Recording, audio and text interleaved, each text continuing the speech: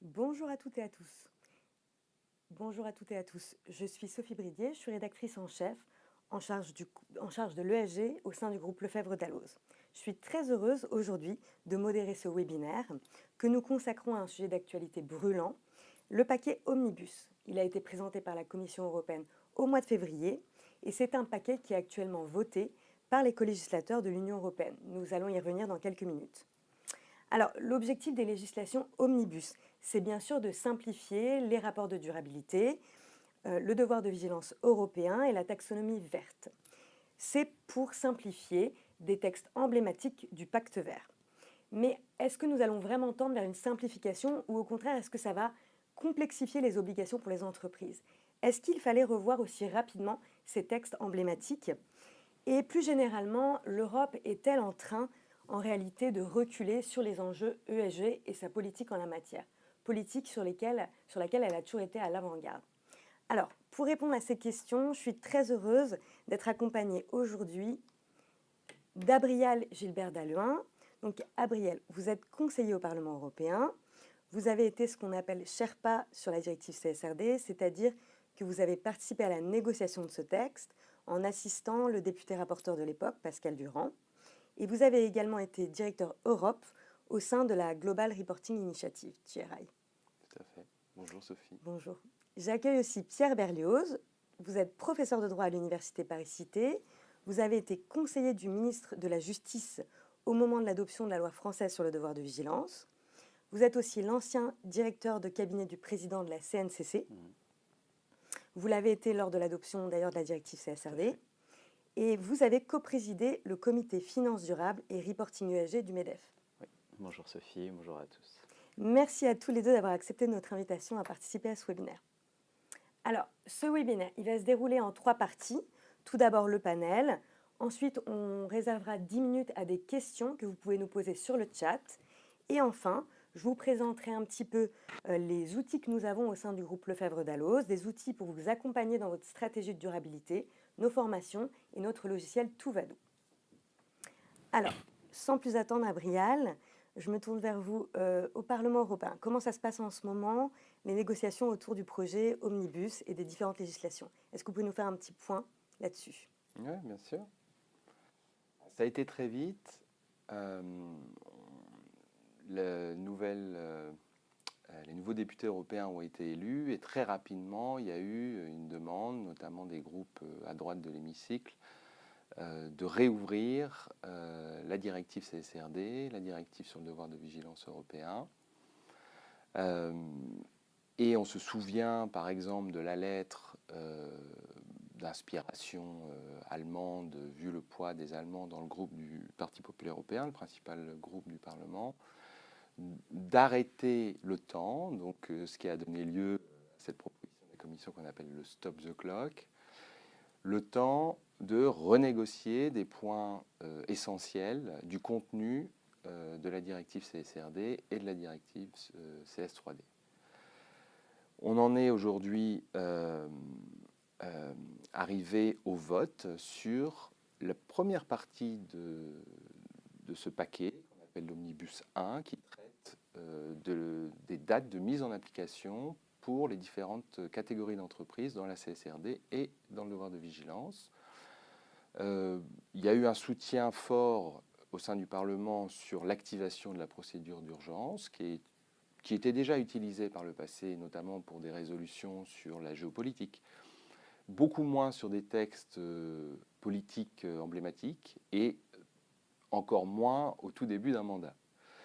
Donc il y a eu une interprétation assez nouvelle sur cette procédure d'urgence. Et aujourd'hui, sur la session de vote à midi, seront votés d'abord des amendements qui ont été déposés sur le report des dates avec des partis, les ECR, les ultra-conservateurs, si on peut les appeler comme ça, et le parti des Patriotes, le groupe des Patriotes présidé par Jordan Bardella, qui propose de décaler à 2040 l'entrée de la directive CSRD et tout un tas d'autres éléments pour vider l'esprit.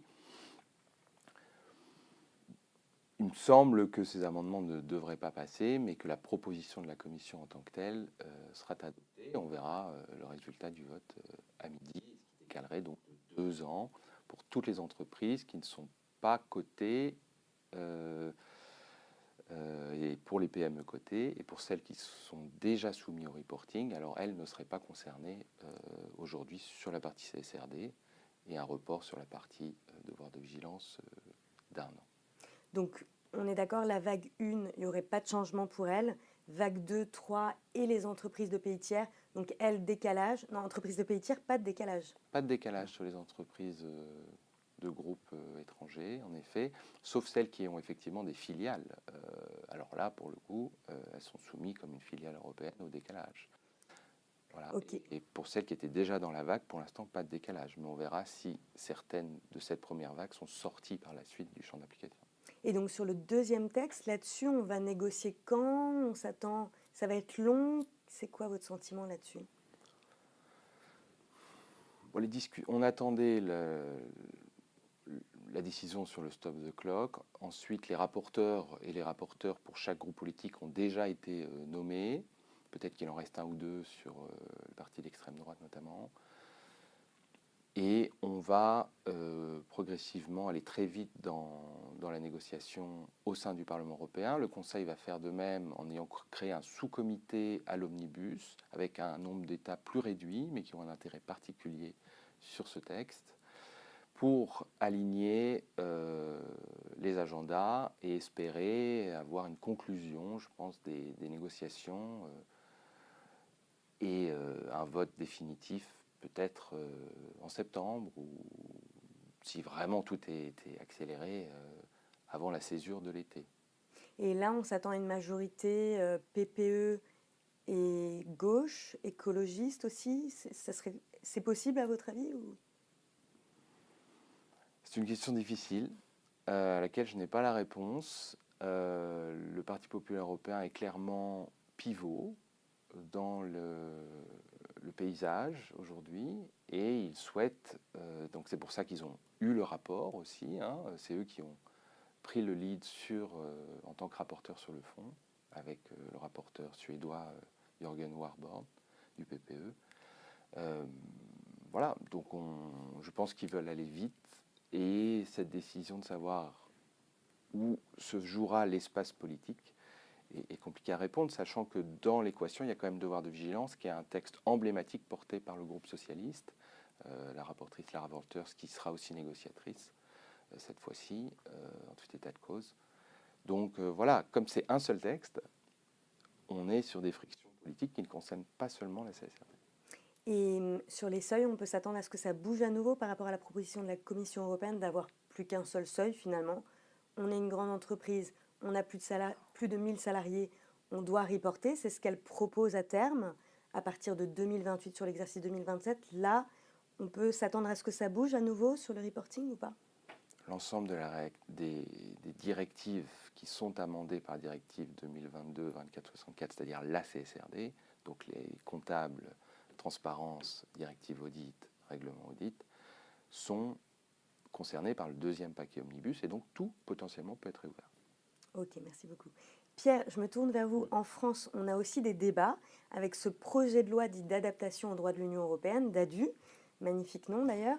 Est-ce qu'on va revoir le calendrier en France de mise en œuvre des rapports de durabilité, et est-ce qu'on peut anticiper un petit peu la transposition de Stop the Clock qui devrait être adoptée?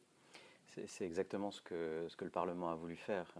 Alors, anticiper, même presque aller au-delà, puisque dans les premiers amendements qui ont été déposés sur DADU, on peut même dire DADU 5, hein, puisque des diverses dispositions d'adaptation au droit de l'Union européenne, il y en a à peu près un par an, donc là, celui-là, le petit nom de DADU 5, il y a eu des amendements du rapporteur du texte qui allaient jusqu'à abroger l'ordonnance de transposition de la CSRD. Donc on avait des choses un peu baroques qui avaient été proposées.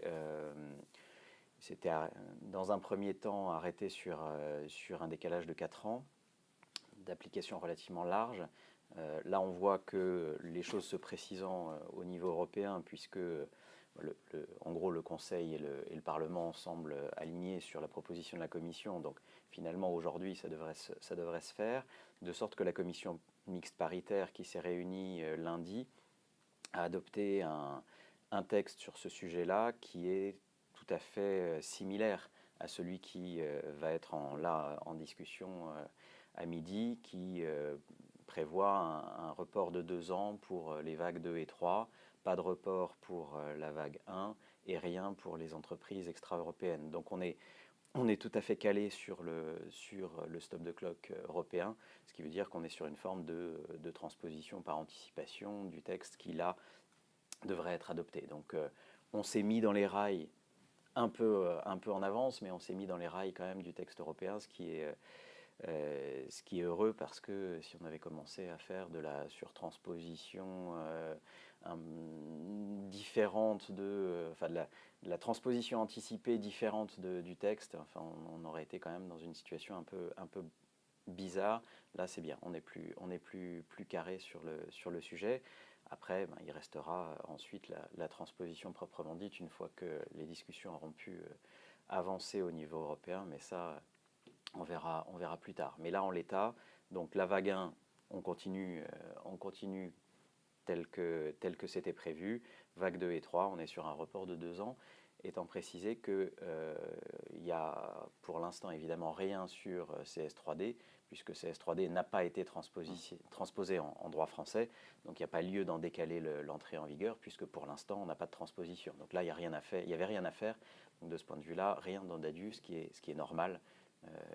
Mais par contre, on a toujours notre loi sur le devoir de vigilance qui, elle, pour l'instant, ne fait pas l'objet d'évolution ou de proposition de modification. D'accord, donc si on est des vagues 2, 3, on peut attendre pour se lancer. On peut attendre, on ne désigne pas, on n'a pas à désigner un auditeur qui soit commissaire aux comptes ou autre, puisque en l'état de la suspension, ça fait par ricochet, ça fait que cette obligation-là aussi est suspendue de toute façon.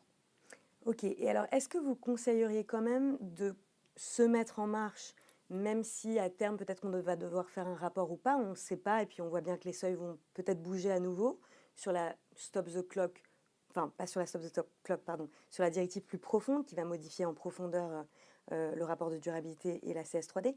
Mais du coup, est-ce qu'on se lance quand même dans une analyse de double matérialité? C'est quoi votre conseil là-dessus? Moi, je conseillerais, oui, de se lancer dans une analyse de double matérialité, parce que c'est finalement la bonne porte d'entrée, c'est la manière de s'approprier le sujet. Après, l'incertitude qui plane, finalement, offre une certaine flexibilité aussi, une manière finalement de desserrer un peu cette espèce d'angoisse un peu inutile et pas forcément fondée, mais qui avait étreint tout le monde de non mais c'est ultra rigoureux, carré, etc. Non, il faut être relativement détendu de ce point de vue-là.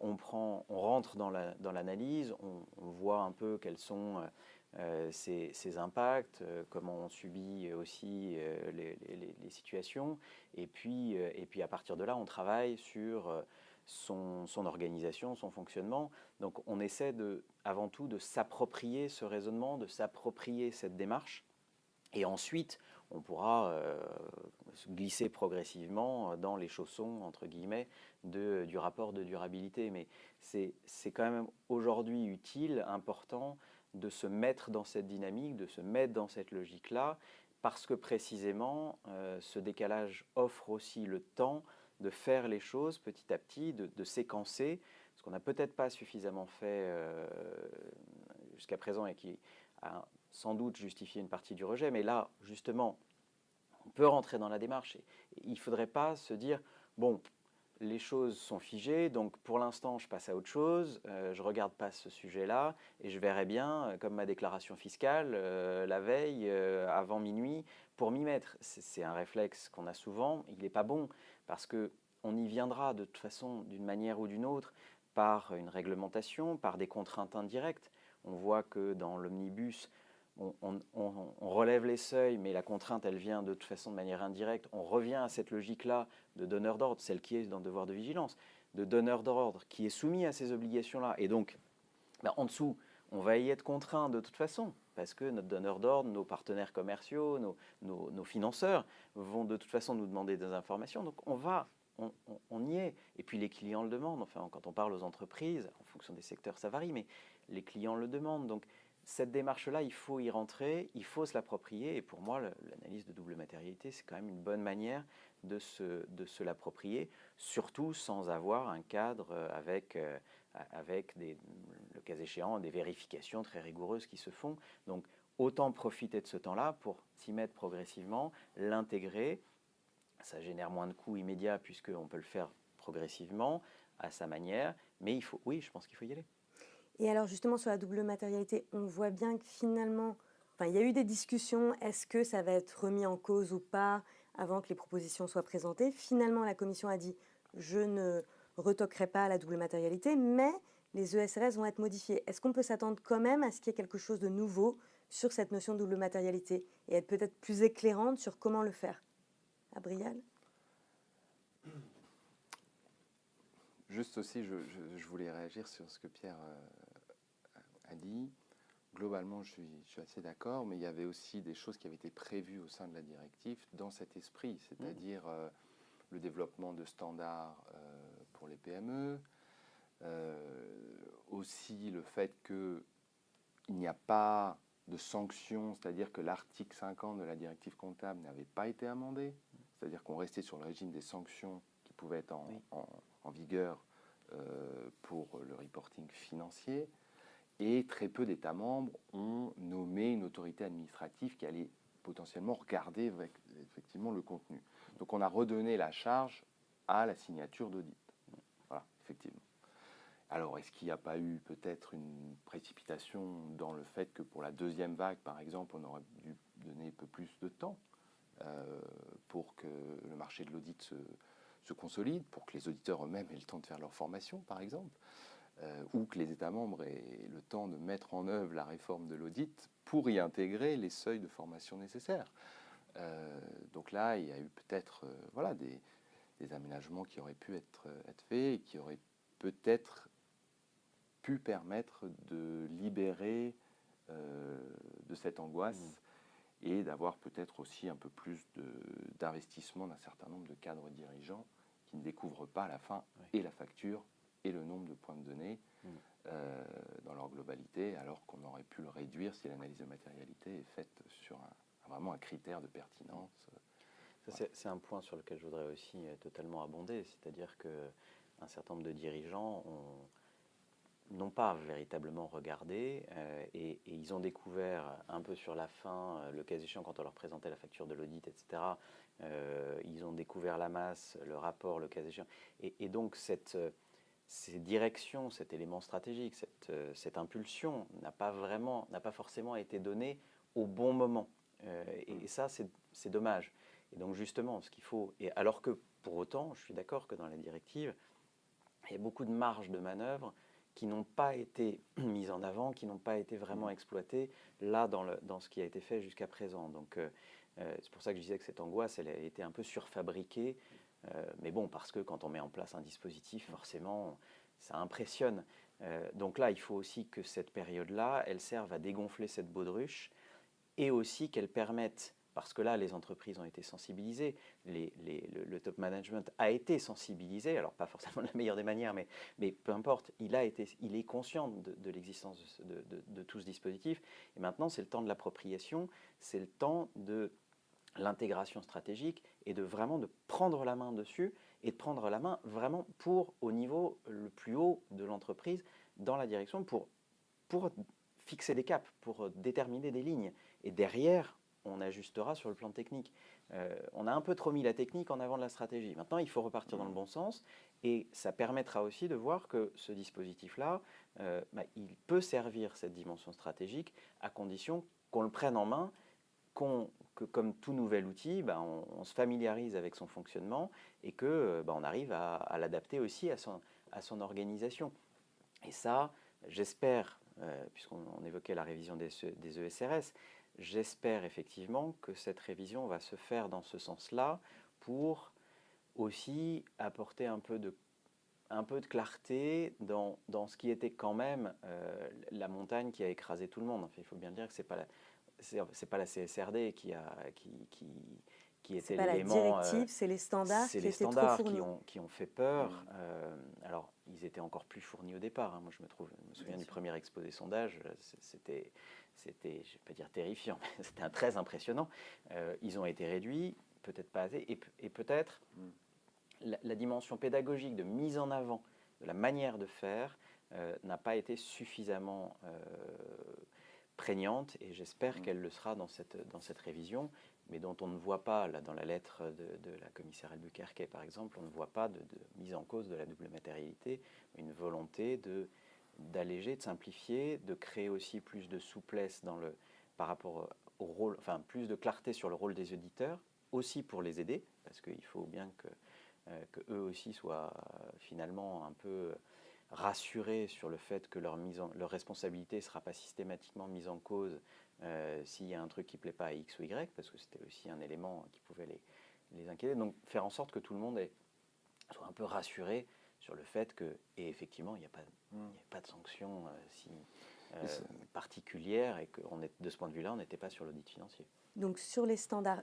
parce que quand même les standards, c'est quand même la méthodologie à appliquer, c'est quand même un catalogue d'outils, d'indicateurs à prendre en compte pour développer sa stratégie ESG. Là, on voit donc, on a été informé du fait que les ESRS allaient être révisés et plus rapidement que ce qui avait été perçu par tout le monde, puisque ça devrait être dans le cours de l'année. Là-dessus, un petit point, Pierre, vous avez répondu peut-être à Brial là-dessus. Et puis, on a aussi tous ces autres standards. On a VSMI, on a LSMI, on a d'autres standards qui sont attendus. On est un peu perdu. Qu'est-ce qu'on suit? Est-ce que vous pouvez me faire un petit panel là-dessus?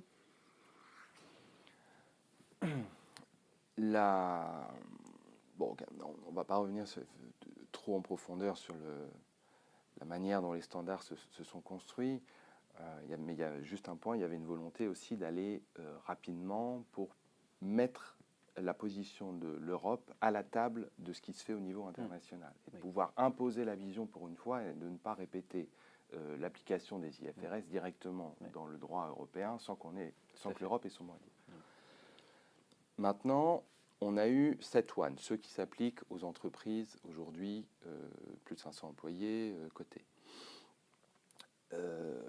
Ce sont ces standards que la commissaire en charge, qui a remplacé la commissaire McGuinness, a demandé à l'EFRAG de réviser. Elle lui a demandé de rendre sa copie pour la fin du mois d'octobre.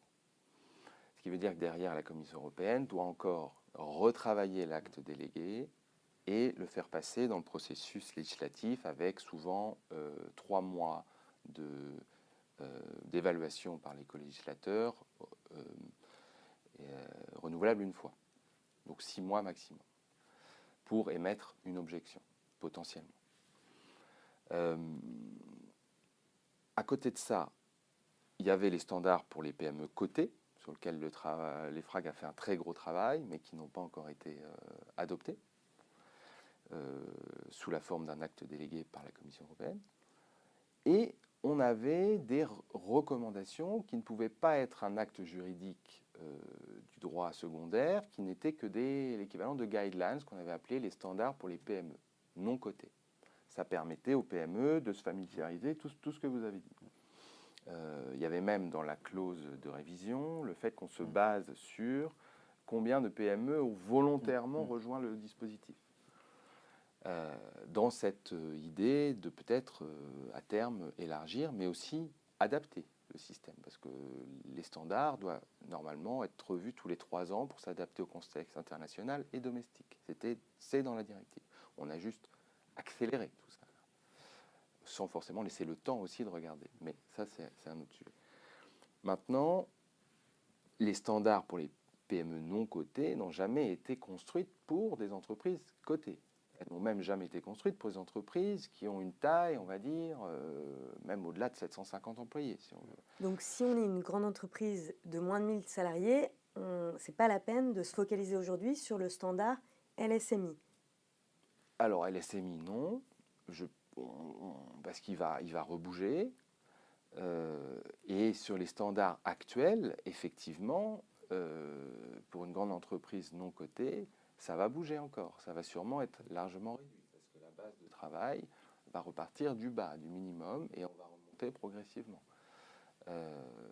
Donc, il faut savoir aussi un point important, c'est que les législateurs peuvent changer l'article 19A et 29A sur les disclosure requirements, sur les obligations de reporting. Et donc là, c'est là que l'enjeu de la double matérialité va se jouer.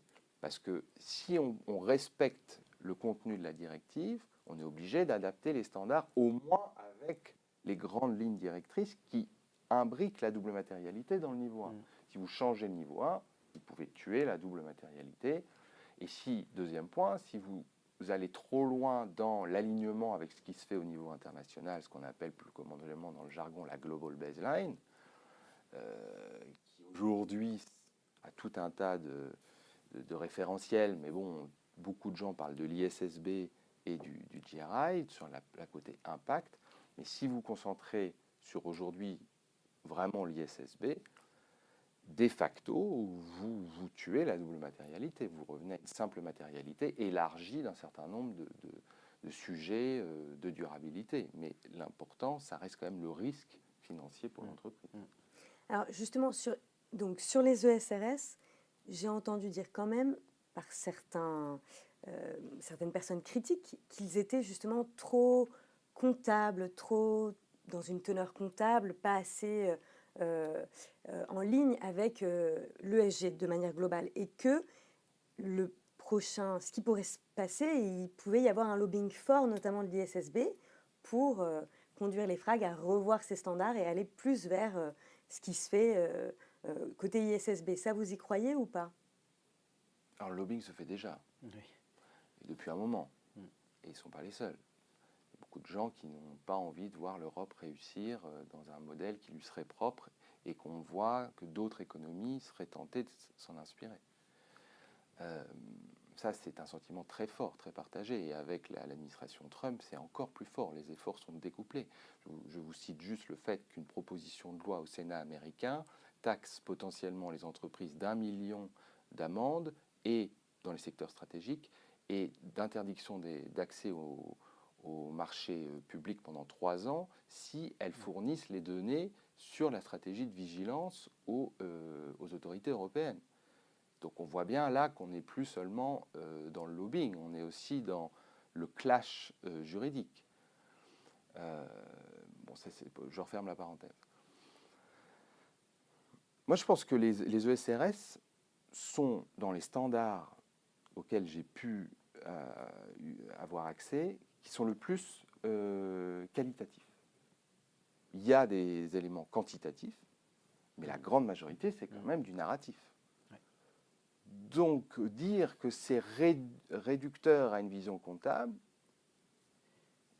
oui, ça se discute. Je crois que c'est même assez paradoxal, puisqu'on articule une critique sur c'est trop comptable, mais la principale demande, c'est on supprime tous les indicateurs qualitatifs et on fait que du quantitatif. Donc, c'est quand même un peu... Enfin, ce discours est assez paradoxal, et je crois qu'au contraire, l'une des demandes, c'est d'aller vers quelque chose qui est du remplissage de tableurs.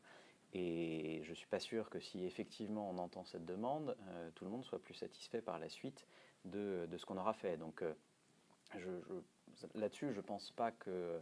Et je ne suis pas sûr que ça sera de toute façon que ça sera totalement suivi au niveau de la révision. Mais je pense qu'effectivement, l'enjeu, je partage totalement cet avis, que l'enjeu sera sur finalement ce ventre mou, entre guillemets, des entreprises, en fait, les ETI, et il faut quand même rappeler que c'est, alors je ne sais plus si c'est le 5e ou le 4e omnibus, mais enfin, il y a l'omnibus ETI qui doit débarquer au milieu de l'année, enfin même un peu avant, en mai. Je ne sais pas s'il n'a pas été décalé à juin, enfin en tout cas en mai-juin.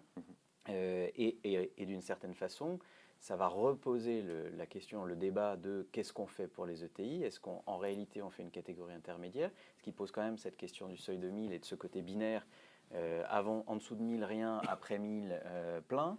et finalement de savoir si on ne va pas arriver à prévoir quand même une catégorie intermédiaire qui serait une forme d'alléger, mais sur les réflexes fondamentaux, double matérialité, etc.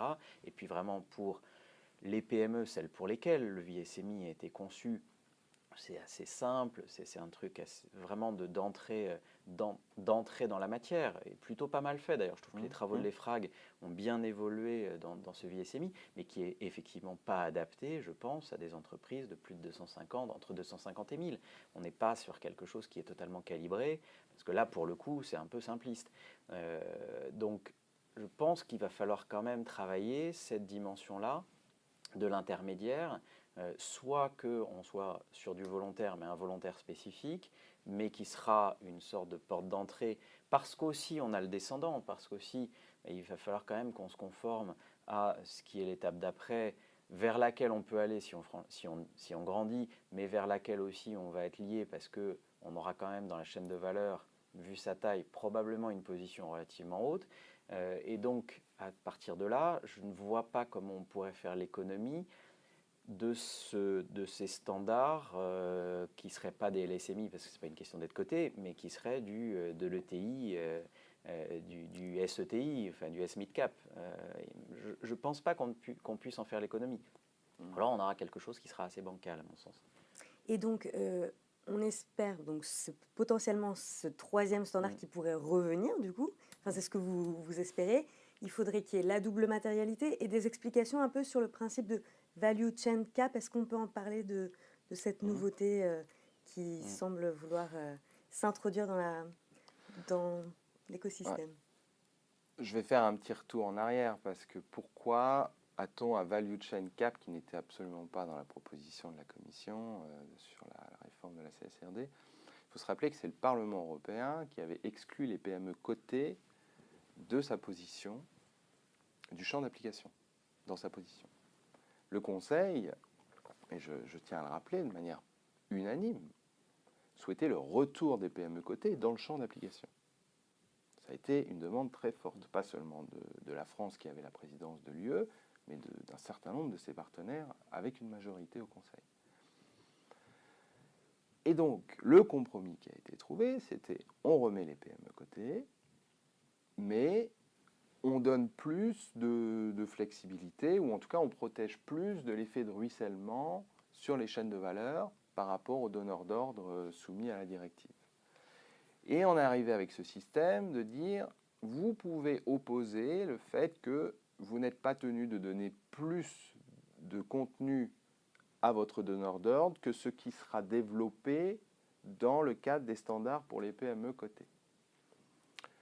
On a vu que la première vague s'est mise en œuvre sans que ce value chain cap, ce qu'on l'appelait comme ça, n'ait été adopté. Vu qu'on l'a dit avant, les standards pour les PME cotées. Voilà. Donc, on peut aussi se poser la question qu'un dispositif qui avait été prévu à la base pour protéger de la surtransposition de l'effort de reporting n'ait pas pu non plus se mettre en œuvre. Maintenant, l'idée proposée, c'est de dire, si vous êtes en dessous de 1000 employés sur la chaîne de valeur, vous n'êtes pas tenu de répondre à l'exigence de reporting de votre donneur d'ordre. Bon, moi je comprends qu'on veuille protéger les sous-traitants, mais il faut le mettre en perspective de la qualité de la donnée qui en ressortira. Et si c'est pour remultiplier les questionnaires qui viennent des investisseurs ou qui viennent des boîtes elles-mêmes et de sortir de l'harmonisation, si c'est pour aller réacheter des données sur des proxys, si c'est pour aller réacheter des données à des agrégateurs, on perd un peu l'objectif initial de la CSRD. Maintenant, si le bouclier sur les standards volontaires est développé correctement et qui permet d'atténuer, se posera quand même la question de l'opposabilité, parce que je ne pense pas qu'il y aura du wording, des éléments dans la directive qui permettent vraiment d'opposer ça. Donc on sera encore sur une relation donneur d'ordre sous-traitant. Donc moi j'ai un peu de mal à voir une boîte qui a 20 000 et qui demande à son sous-traitant de 1000, donne-moi les données dont j'ai besoin, enfin en tout cas pas 1000, mais pour en dessous, qu'elle lui dise, bah non, moi je suis tenu aux 30 indicateurs des standards PME, j'ai un peu de mal à voir. Mais bon, ça se discute. Je pense que c'est... alors, pour moi, si le cap in the value chain est apparu là, dans l'omnibus, c'est à la fois parce que c'est une manière de faire du reporting obligatoire indirect. En fait, moi, je le vois comme une forme de compromis et de façon détournée de mettre un reporting obligatoire, au moins pour une certaine catégorie. Et c'est pour ça que je disais qu'il faudra nécessairement, pour moi, il faut nécessairement un standard quand même assez précis et adapté à cette catégorie, qui ne soit pas le VSMI actuel, mais qui soit un vrai standard complet, pour que ce cap ait du sens, pour dire j'ai fait un travail sérieux, conséquent, suivant des standards qui sont précis, et donc, à partir de là, moi, on ne peut pas m'en demander plus, et notamment avoir des questionnaires bizarres qui ne correspondent pas à ce modèle, parce que moi, j'ai fait ce travail sérieux autour de ce modèle qui a été prévu, et donc qui est une forme. Là, pour le coup, on glisse vraiment sur, pour moi, le droit secondaire.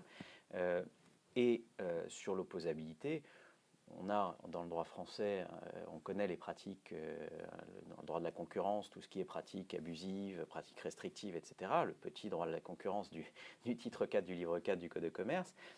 Donc ça, en France, on est assez spécialiste de ce genre de choses parce qu'on connaît bien ça dans les relations distributeurs, grande distribution et fabricants. Et donc je pense qu'on peut trouver les outils juridiques pour avoir ça en qualifiant simplement d'abusif une demande qui ne sera pas calée sur un standard. Mais ça suppose pour ça qu'on ait des standards qui soient assez précis et qu'on s'y conforme. Mais ce qui veut dire que c'est quand même une manière de faire rentrer par la fenêtre ce qu'on a chassé par la porte, c'est-à-dire le reporting obligatoire. De toute façon, le cap in the value chain, pour moi, il est symbolique de ça. Et comme on voit dans la CS3D, une manière de faire revenir par la fenêtre un certain nombre de choses qu'on veut chasser par la porte pour dire ok, vous voulez plus de flexibilité, vous en avez, mais simplement derrière on est sur des mécanismes qui sont des mécanismes contractuels, de responsabilité, etc. Et on va mobiliser des outils juridiques qu'on connaît, notamment en droit français, je pense qu'on pourra les connaître. Donc on va avoir besoin de mobiliser un certain nombre d'outils juridiques qui permettront de donner vie à ce cap in the value chain, mais avec la nécessité, parce que sinon on ne pourra pas le faire, la nécessité quand même d'avoir des choses qui soient un peu calibrées, qui soient un peu précises en termes de standards. Et donc, encore une fois, je pense qu'on aura besoin d'avoir entre le VSMI et les ESRS révisés ce standard un peu particulier, adapté à cette catégorie qui est quand même assez conséquente, pour permettre de mettre en œuvre ce cap. Donc adapté aux ETI. Si je comprends bien, il faudrait quand même que les standards soient publiés au même moment pour que tout le monde soit aligné et que chacun sache ce qu'il peut demander, ce qu'il peut faire ou pas. L'ambition, platement, c'est de créer un template commun en fait pour le reporting des chaînes de valeur. Et toute la question, c'est où est-ce que vous mettez le curseur sur le template. D'accord, un template avec des onglets en fonction de votre taille. Plus ou moins. Ok, et ça on peut l'espérer parce qu'on a vu donc les ESRS vont être révisés avec une sortie à la fin de l'année. Ensuite, donc il y a quand même un processus législatif, ce que beaucoup de gens oublient, parce que tout le monde pense que les standards proviennent de l'EFRAG. En réalité, la Commission adapte ce que lui proposent l'EFRAG. Ensuite, donc, on le montre aux co-législateurs qui peuvent dire qu'ils ne sont pas d'accord là-dessus. Et après seulement, de toute façon, je crois que c'est d'applicabilité pas avant l'exercice 2027, donc en 2028. Donc là, on est raccord cette fois-ci, on part tous sur le même pied avec différents standards. C'est l'ambition. C'est l'ambition. D'arrêter l'application pour repartir de manière plus light. Un petit point sur la taxonomie, si vous voulez bien. Il y a beaucoup d'entreprises aussi qui se demandent qu'est-ce que je fais sur ma taxonomie? Est-ce que je commence à déclarer mes informations liées à la taxonomie ou est-ce que je peux aussi attendre, notamment si j'ai moins de 1000 salariés? Alors c'est assez particulier la manière dont ça se passe au niveau européen, c'est-à-dire qu'on ne réouvre pas le règlement taxonomie, mais on utilise la législation secondaire de l'article 8 qui renvoie donc à la directive comptable amendée par la CSRD pour exempter tout un tas d'entreprises qui ne rempliraient pas un seuil suffisant de 450 millions de chiffre d'affaires net et 1000 employés. C'est assez particulier, mais je le comprends d'un point de vue politique, c'est-à-dire de ne pas réouvrir le débat sur quelles sont les conditions pour créer un investissement durable ou pas. Donc là, l'idée, il est double. C'est de créer une catégorie optionnelle pour toutes les boîtes qui sont en dessous du seuil que j'ai mentionné, pour, disons, l'application de l'article 8 sur la déclaration CAPEX-OPEX. Et ensuite, il y a, pour cette catégorie-là, on va aussi réviser le contenu des actes délégués de la taxonomie. Très probablement, on irait vers une suppression du reporting OPEX en gardant la partie R&D et on irait plutôt sur une déclaration CAPEX. OPEX, CAPEX, juste pour éviter les abréviations, vous pouvez me rappeler? Il y a la partie coût d'opération et la partie investissement. Et pour les boîtes aujourd'hui qui sont déjà soumises au reporting CSRD, moi, je leur dirais, changez pas grand-chose. Par contre, sur la partie taxonomie, attendez-vous à ce qu'effectivement, il y ait une ouverture assez importante de la définition des 5 actes délégués. Donc, des informations à déclarer. Des informations à déclarer et puis aussi de la définition de ce qu'est ce principe de ne pas nuire de manière significative. Et pour ceux qui ne sont pas encore concernés par la taxonomie, ils ne travaillent pas dessus puisque ça dépend du calendrier de mise en œuvre du rapport de gestion, enfin de la durabilité. Le règlement de taxonomie ne définit pas quelles sont les catégories d'entreprises qui doivent reporter. Il renvoie ça à l'application de la directive comptable.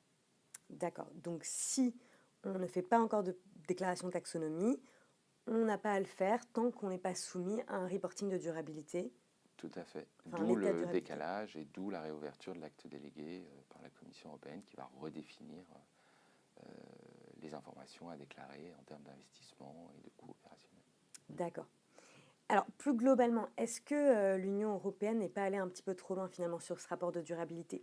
Est-ce que vraiment, c'est la musique qu'on entend depuis quelques mois, le pacte vert, le rapport de durabilité, ça nuit à la compétitivité des entreprises européennes, c'est un fardeau administratif, on en a parlé, il y a eu l'élection de Donald Trump et donc sa politique anti-ESG. Est-ce que vraiment c'est la faute du reporting, cette perte de compétitivité des entreprises européennes? Qu'est-ce que vous en pensez, Pierre? J'aimerais bien que le reporting soit la cause de la perte de compétitivité des entreprises européennes. Ça voudrait dire qu'on pourrait facilement régler la question. Malheureusement, ce n'est pas le cas. Enfin, la perte de compétitivité des entreprises européennes, elle résulte quand même d'un certain nombre de facteurs qui ont des origines beaucoup plus lointaines. Et le pacte vert a bon dos de prendre tout ça à son compte. Évidemment, la législation en général aujourd'hui a adopté un schéma, une manière de faire qui est souvent assez pointilliste, parfois jusqu'à ce qu'on en perde le sens. Et donc, on a un certain nombre de charges administratives. Mais pourquoi ? Parce qu'on a changé quand même assez largement de paradigme d'un droit continental, français, allemand, qui se fondait sur des principes dont on voyait ensuite la mise en œuvre et pour lesquels on réglait les problèmes au fil de l'eau par des décisions judiciaires, par des interprétations, donc a posteriori, une forme de régulation a posteriori dans laquelle la responsabilité civile est notamment un facteur clé, par une régulation ex ante, comme on en connaît beaucoup et dans le modèle européen, et on le voit sur le règlement sur l'IA, on le voit en matière de santé, etc.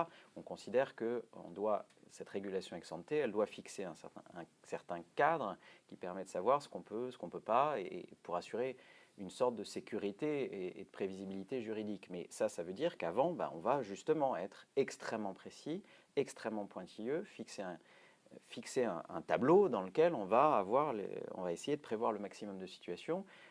Et c'est ce qu'on appelle la conformité. Aujourd'hui, on est dans cet empire d'une régulation ex ante, d'un schéma de conformité. Mais on l'a tous voulu aussi, les acteurs économiques les premiers. Moi, j'ai été conseiller du ministre de la Justice. Quand on sortait un texte relativement simple avec des principes, on avait au départ 15 articles, on se retrouvait avec 150 parce qu'on avait aussi beaucoup de lobbies, quels qu'ils soient, qui venaient dire « Ah mais moi, ma situation, moi, ma situation, moi, ma situation ». Et au final, on veut que tout soit prévu avant.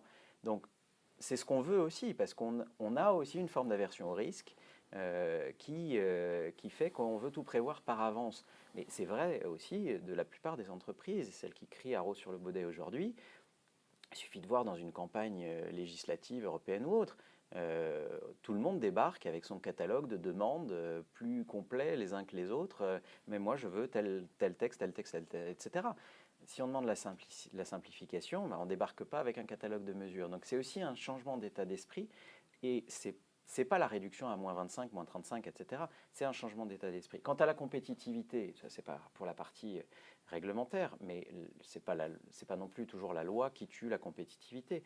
La compétitivité, elle résulte aussi d'un certain nombre de choix qu'on a fait ou qu'on n'a pas fait, qu'on n'a pas voulu faire et qu'on n'a pas voulu assumer. Et ça, c'est beaucoup plus large que le simple reporting et le pacte vert. Et aujourd'hui, la question c'est, est-ce que la durabilité, on y croit parce que c'est un vecteur de développement de notre économie, d'affermissement de notre économie pour les 50 années à venir. Je pense quand même qu'on est relativement d'accord là-dessus. Donc il y a un moment, c'est pas quand on est au milieu du gué qu'il faut s'arrêter. Donc il faut le faire bien, mais il faut juste qu'on se serve de ces instruments-là comme des instruments aussi de puissance. On le voit, l'administration Trump craint ces législations-là aussi, y compris dans le calcul des droits de douane. Elle les a intégrées dans le calcul pour considérer que c'était défavorable aux États-Unis. C'est un levier de puissance, manifestement. Donc faisons-le pour capitaliser sur nos valeurs, sur les points où on est fort. Simplement, il faut aussi qu'on accompagne ce mouvement-là. Si on considère qu'on est fort parce qu'on est durable, il faut qu'on l'accompagne et qu'on fasse en sorte que ça soit un vecteur de puissance. Donc non, je ne crois pas que ce soit le reporting qui ait tué la compétitivité des entreprises. Ou qui va la tuer. Ou qui va la tuer. Mais du coup, est-ce qu'on là-dessus, au niveau de l'Union européenne et du Parlement, au moins, on est d'accord pour dire que la durabilité, c'est un levier de croissance pour les entreprises? On en est où là-dessus sur le sentiment de nos députés? Alors, Et des je États ne vais membres, pas d'ailleurs. m'exprimer sur la question de la compétitivité d'un point de vue politique. Je rejoins ce que Pierre a dit sur le fait qu'il y a plusieurs facteurs, y compris les prix de l'énergie, les coûts du travail, la disponibilité d'infrastructures, l'accès aux matériaux critiques dans le cas de l'industrie, etc., ou à des services. Maintenant, je ne pense pas qu'il y ait une remise en cause au sein du Parlement européen qui ait une majorité sur le pacte vert. Il y a le groupe des Patriotes qui s'est clairement positionné sur une ligne politique de retrait du pacte vert. Il y a dans des groupes d'extrême droite ou ultra-conservateurs des députés qui sympathisent avec cette idée. Mais je ne pense pas qu'il y ait une majorité de députés européens qui souhaitent la remise en cause pure et simple du pacte vert. Je vais vous donner un exemple. Le mécanisme carbone aux frontières, ou la taxe carbone, comme on l'appelle en France, aujourd'hui a été quand même largement soutenu pour le maintien du dispositif, l'absence de report, mais des aménagements sur une conformité qui était excessive. Quand on achetait plus de 150 € d'une pièce faite en acier à l'extérieur, vous aviez l'autorité administrative qui vous envoyait une lettre pour justifier de la provenance, etc. Est-ce que c'est vraiment ça le but? Non, le but c'est d'aller là où il y a les émissions de gaz à effet de serre. Et donc là, la proposition de la Commission vient augmenter ces seuils à un tonnage beaucoup plus important, et ce qui permet toujours de capturer 99% des émissions. Voilà, ça c'est le type de simplification qui est intelligent, par exemple. On garde la sécurité juridique, mais on simplifie. Voilà. Donc, je ne dis pas une fois, je n'affirme pas que la proposition de la Commission est mauvaise, mais c'est, je pense, pour moi, la différence entre de la dérégulation et de la simplification. Merci beaucoup. Peut-être, parce que je vois que l'heure tourne, d'ailleurs, n'hésitez pas à poser vos questions sur le chat. Sur le paquet Omnibus, il y a aussi donc, des amendements, enfin, des nouveautés qui vont être apportées à la CS3D. Est-ce qu'on peut faire un petit tour des principales modifications peut-être attendues? Pierre? Oui, on a plusieurs choses qui sont assez nettes dans la proposition. On a notamment le sujet de la chaîne de valeur et de la profondeur de la descente dans la chaîne de valeur à laquelle sont tenues les entreprises, et avec une restriction qui est amenée au rang 1 d'une obligation systématique qui est faite aux entreprises de n'aller qu'au niveau du rang 1 et pas d'obligation systématique de descendre plus profondément, sauf, et la nuance est quand même d'importance, sauf s'ils ont des bonnes raisons d'aller au-delà. Ce qui est, je trouve, assez pertinent sur un plan juridique notamment, parce que vis-à-vis de quel rang on a un levier contractuel. Le rang 1, par définition, on peut imposer un certain nombre de choses en rang 1, y compris d'aller descendre plus loin. Après c'est une question finalement de bonne foi et de loyauté. On intègre une dimension de responsabilité, pour le coup. On en revient d'une certaine façon à l'idée de RSE, de responsabilité, c'est-à-dire que je ne dois pas m'en désintéresser. Je dois être attentif aux signes que je peux percevoir, ce qui veut dire aussi que je dois mettre en place un certain mécanisme d'information, un dispositif d'alerte. Enfin, on connaît ça très bien en droit français, on l'a mis en place avec la loi Sapin et avec la loi devoir de vigilance de manière complémentaire. Et donc, je dois avoir les oreilles ouvertes, je ne dois pas les fermer de façon à pouvoir recevoir les différents signes, mais je ne suis pas non plus obligé de descendre dans une chaîne alors que j'en ai pas forcément juridiquement les moyens. Donc après, il faut peut-être un peu affiner la rédaction, etc. Mais je trouve que c'est quand même relativement équilibré sur ce point-là. Donc ça, c'est un point, je pense, très important du texte. Il y a une évolution aussi. Alors, il y a un sujet dans le texte qui fait beaucoup parler, c'est la question des plans de transition climatique, où on n'a plus d'obligation de suivi, mais on doit avoir des mesures de suivi. Bon, là encore, je pense que la différence est relativement limitée, mais finalement, ça déplace le curseur sur l'appréciation que l'autorité qui sera mise en place normalement pourra faire de la qualité des mesures qui sont instituées. On a un certain nombre de mesures qui, je trouve, intègrent de la flexibilité, des marges d'interprétation qui vont beaucoup plus vers l'idée d'obligation de moyens. Et puis on a l'autre domaine important, c'est la responsabilité civile. La responsabilité civile sur laquelle on focalise très souvent, sur le devoir de vigilance, dont personnellement je considère que on le fait à tort parce que l'élément important c'est la partie préventive. C'est ce qu'on voit aussi en matière de corruption, par exemple. La loi Sapin 2, elle est là pour la prévention, pour mettre en place un plan, et ce n'est pas la poursuite d'une infraction qui est l'élément décisif. Parce qu'on veut prévenir, précisément. Donc je pense que l'essentiel du dispositif, il est là. Mais enfin, peu importe, la responsabilité civile sur laquelle on a fait sauter, le projet Omnibus fait sauter l'obligation pour tous les États membres d'avoir un dispositif de responsabilité civile. Donc on renvoie à chaque État membre à son système existant de responsabilité civile, et avec une suppression aussi qui a rarement été notée mais qui est fondamentale pour moi, de la précision selon laquelle la responsabilité civile est un mécanisme qu'on appelle de loi de police en droit international privé, c'est-à-dire qu'on va appliquer systématiquement le texte, quelle que soit en réalité la loi applicable.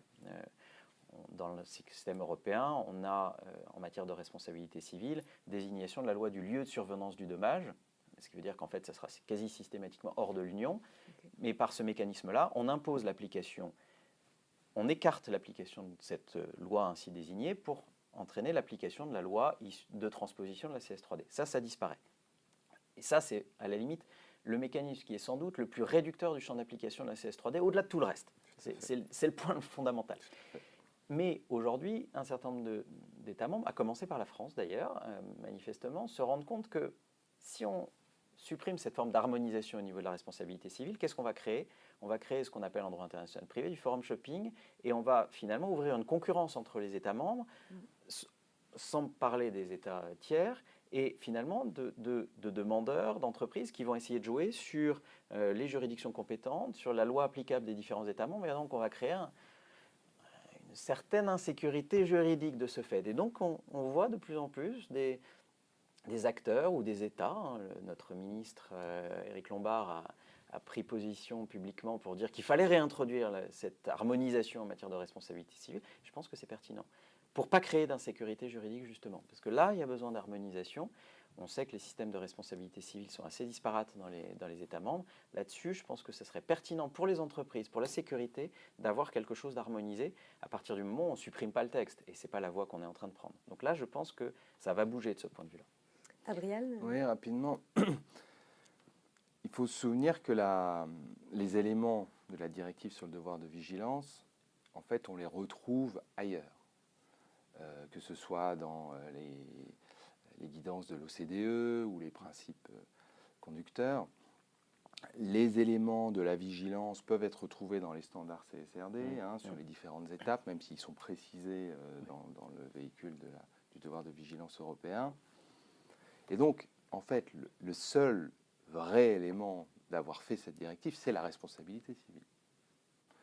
Et le fait qu'aujourd'hui, on renvoie totalement au niveau national, je suis tout à fait d'accord. L'esprit qui était de dire on va éviter de faire un devoir de vigilance français, un devoir de vigilance allemand, néerlandais, belge, etc., c'était d'harmoniser. Et aujourd'hui, le fait de revenir à ça, on se demande pourquoi, à part peut-être les éléments d'accès aux victimes, pourquoi la directive a été, du coup, existe. Sincèrement, moi je le pense sincèrement. Si on enlève cet élément-là, est-ce qu'on a vraiment lieu d'avoir fait autant de discussions politiques sur le devoir de vigilance européen? Affaire à suivre, donc. Je vois que ça défile très vite, donc on va prendre quelques questions. Alors, on a une première question. Avez-vous des liens vers les standards LSMI? Où est-ce qu'on peut les retrouver, ces standards LSMI, même si on a bien compris qu'a priori, c'était peut-être pas ceux qu'il fallait activer tout de suite? On les trouve sur le site de l'EFRAG? Alors, il faut savoir que le législateur a mis un point d'orgue à ce que l'EFRAG soit absolument transparent, vu qu'il travaille sur une directive de la transparence. Et donc, dans le site de l'EFRAG, l'ensemble des documents qui sont discutés en séance publique sont téléchargeables. Et donc, il y a eu beaucoup de réunions techniques, mais aussi des réunions du Board de Sustainability Reporting Board, qui incluent ces éléments. Et donc, on peut retrouver tous les drafts, y compris la proposition qui a été faite à la Commission sur le site. Ouais. D'accord. Deuxième question encore sur les standards. Est-ce que c'est pas curieux que le standard actuel VSMI ne soit pas aligné avec les ESRS notamment? On ne retrouve pas de concordance entre les fameux DR et AR. Là, est-ce qu'on espère que ça ne sera pas le cas pour les prochaines moutures? Ce n'est pas des standards, les VSMI. Oui, c'est ça en fait. C'était fait comme des guidelines et non pas comme des standards. On essaye de revenir par la petite porte sur quelque chose qui à la base n'avait pas été construit comme des standards. Très bien, merci beaucoup. Merci à tous les deux en tout cas pour ces réponses très précises. Juste, il me reste 2 minutes. Je vous fais un rapide point sur ce que nous vous proposons chez Lefebvre Dalloz pour vous aider et vous accompagner autour de votre durabilité. Donc, au sein de Lefebvre Dalloz Compétences, donc, qui est notre entité de formation, vous avez tout un catalogue très fourni de formations sur l'ESG et la CSRD. Nous avons à la fois des formations spécifiques pour les métiers du chiffre, les métiers du droit, des formations RSE, QHSE plus globalement, et puis vous avez aussi du soft skills. Vous avez 3 exemples ici qui sont affichés. Vous avez un QR code, vous pouvez le flasher, vous aurez toute notre offre de formation qui vous sera détaillée. Vous voyez, il y a des formations sur la CSRD, d'une journée à distance ou non, et aussi sur le devoir de vigilance. Donc, nous avons aussi le logiciel Tuvalu. Donc, Tuvalu, c'est un logiciel qui existe depuis 12 ans. Ils sont pionniers sur l'accompagnement de la stratégie climat et RSE des entreprises. Au sein de Tuvalu, vous pouvez, dans un seul outil, à la fois collecter vos données, les analyser bien sûr à l'aide d'indicateurs et de tableaux, vous pouvez les vérifier, préparer votre audit et vous pouvez surtout agir avec la préparation de vos plans d'action. Une petite nouveauté dans Tuvalu dont on est très fier, c'est l'analyse de double matérialité qui a été introduite récemment. Donc vous pouvez ainsi prioriser vos enjeux ESG, les visualiser, les faire évoluer. Tout ça bien sûr pour affiner votre stratégie, parce que l'objectif c'est que vous puissiez affiner votre stratégie de durabilité et de répondre, si vous le souhaitez, à des standards de reporting qui soient obligatoires ou non, les ESRS ou GRI. Voilà, c'est tout pour ce que j'ai l'honneur de vous présenter aujourd'hui. En tout cas, je vous remercie tous les deux d'avoir accepté mon invitation. Je remercie également les participants en ligne qui ont été nombreux aujourd'hui. Nous continuerons bien sûr à vous informer, à vous former, à vous outiller sur la durabilité. Veuillez m'excuser, je vous souhaite une excellente journée à tous, à très bientôt.